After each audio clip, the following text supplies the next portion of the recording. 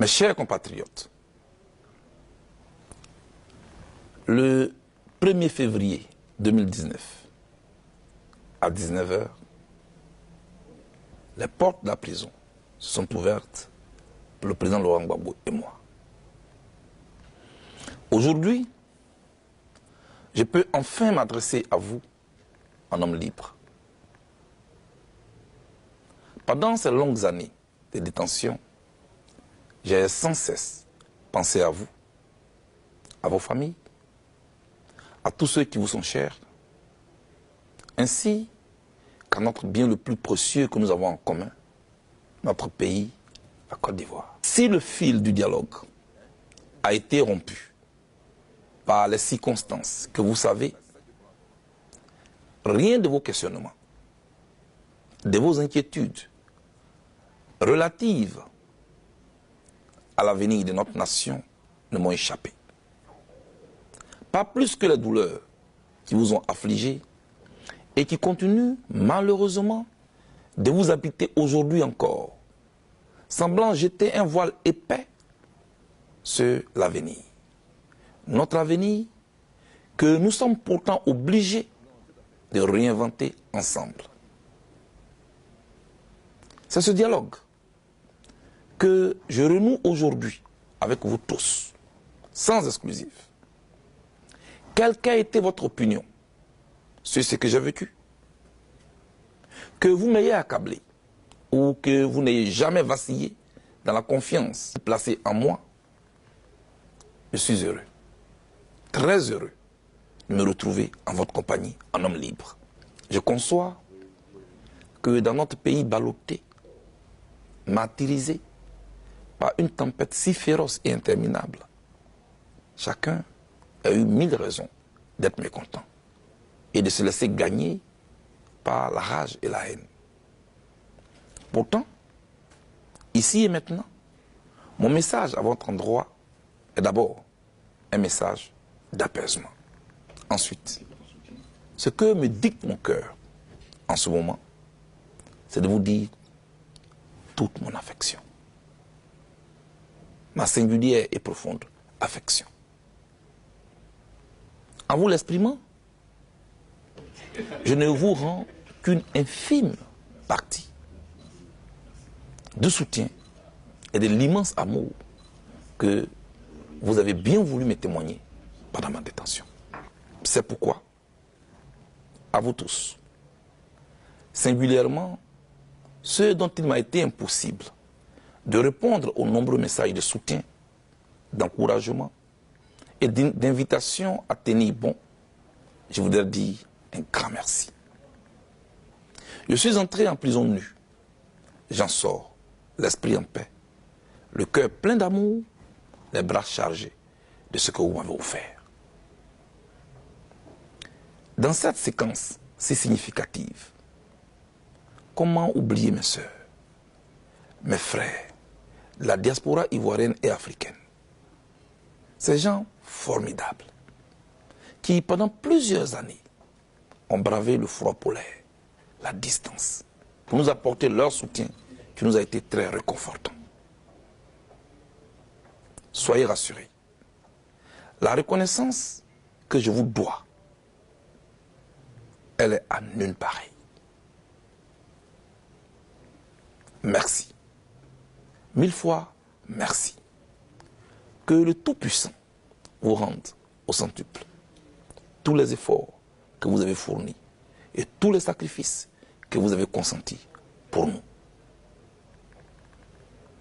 Chères sœurs, chers frères, aussi cruelle qu'a été l'épreuve que notre pays a vécue, fidèle à mon engagement de ne jamais être du mauvais côté de l'histoire, je n'encouragerai aucune tentation de vengeance, ni aucune velléité de revanche. Parce que, en définitive, de vengeance à vengeance, de revanche en revanche, cela ne fera que précipiter notre pays dans l'abîme, dans le chaos.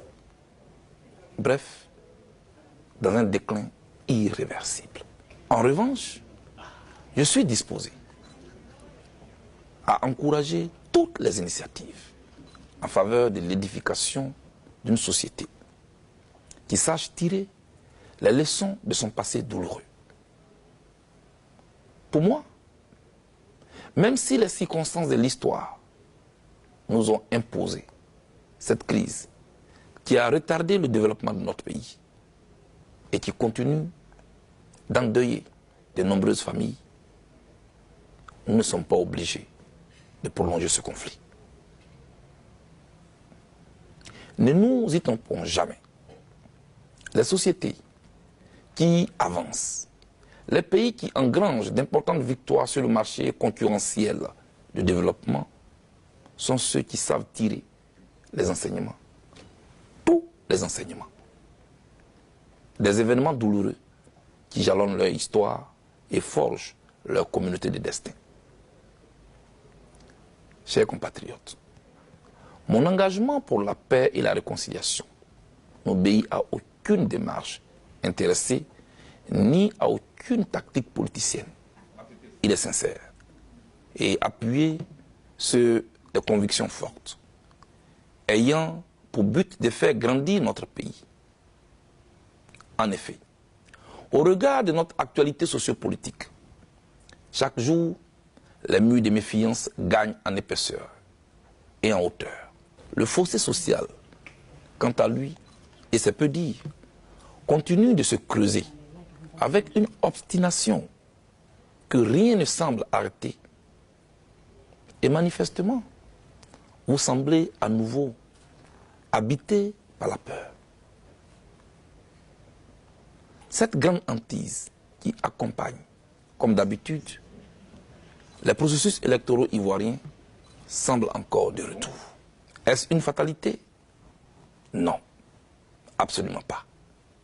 Une simple observation permet de comprendre que dans les pays présentant le même profil que le nôtre, où toutes les énergies sont organisées et tendues vers le développement, sont ceux dans lesquels ont été résolus les crispations, les tensions et les conflits relatifs aux fêtes démocratiques. Un exemple. Au Ghana voisin, l'organisation des élections est aujourd'hui un fait banal de la vie nationale. Chères sœurs, chers frères, chacun doit comprendre que le fonctionnement de notre démocratie naissante doit se faire autour de règles impartiales, au service de la quiétude des populations. Nous devons travailler à doter notre pays d'institutions fortes et crédibles qui puissent traverser le temps et non des institutions assujetties aux intérêts immédiats du parti au pouvoir. Est-ce si difficile, comme au Ghana, d'arriver à une normalité électorale? Certainement pas. D'autant plus que les problèmes qui empêchent nos élections d'être incontestables sont connus de tous. Ne manque que l'engagement pour les acteurs politiques ivoiriens les plus en capacité de changer les choses, d'accepter d'associer leur nom pour toujours à l'histoire de ce pays.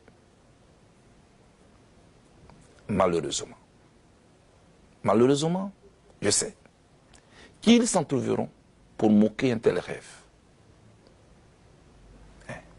C'est cela, la diversité d'opinions que je respecte, des postures du moment et d'une absence de projection vers le futur.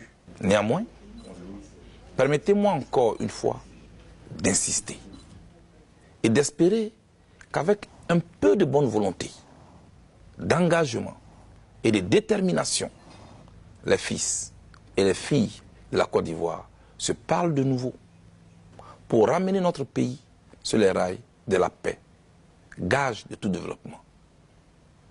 Ainsi, nous pourrons envoyer à tous nos partenaires extérieurs le signal que nous sommes des best places où investir en toute confiance. Notre pays en a besoin. En ce qui me concerne, je ferai ma part. Et comme je l'ai toujours répété, je serai un instrument au service de la paix et de la réconciliation dans mon pays.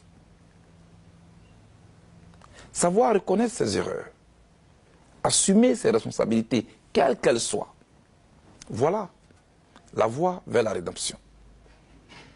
De fait, quel que soit ce que chacun d'entre nous aura vécu, nous devons apprendre à nous pardonner les uns les autres.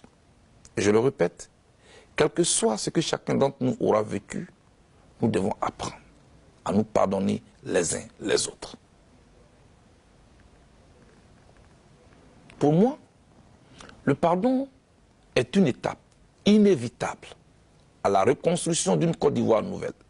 Une telle démarche serait la démonstration de notre grandeur d'âme, l'âme ivoirienne. Elle est aussi, et vous en conviendrez aisément avec moi, l'un des plus grands signes d'espoir. Ensemble, nous devons construire notre pays dans le respect de nos différences d'opinion, de religion et de provenance géographique. Tout comme nous devons inscrire notre engagement et notre culture politique dans une compétition saine, c'est-à-dire débarrassée de toute violence et surtout loin des armes. À cet égard, je voudrais affirmer ici qu'aucune ambition politique, aussi noble soit-elle, n'est au-dessus de la vie des Ivoiriens, d'aucun Ivoirien. La vie, elle est sacrée. À mes yeux, ce sont nos différences qui enrichissent le débat politique et confèrent à la démocratie toute sa beauté et tout son sens. Chers compatriotes, il est vrai que ma détention a été physiquement éprouvante. Cependant, elle n'a aucunement altéré mon moral. D'ailleurs, l'espoir de nous voir tous unis de nouveau dans notre beau pays ne m'a jamais quitté. Un pays qui procurera à chacun et à tous ses enfants les meilleures opportunités de vie, une meilleure éducation, des soins médicaux appropriés, une justice équitable et un environnement qui garantisse la sécurité de tous. Que Dieu nous bénisse, que Dieu bénisse la Côte d'Ivoire. Je vous remercie.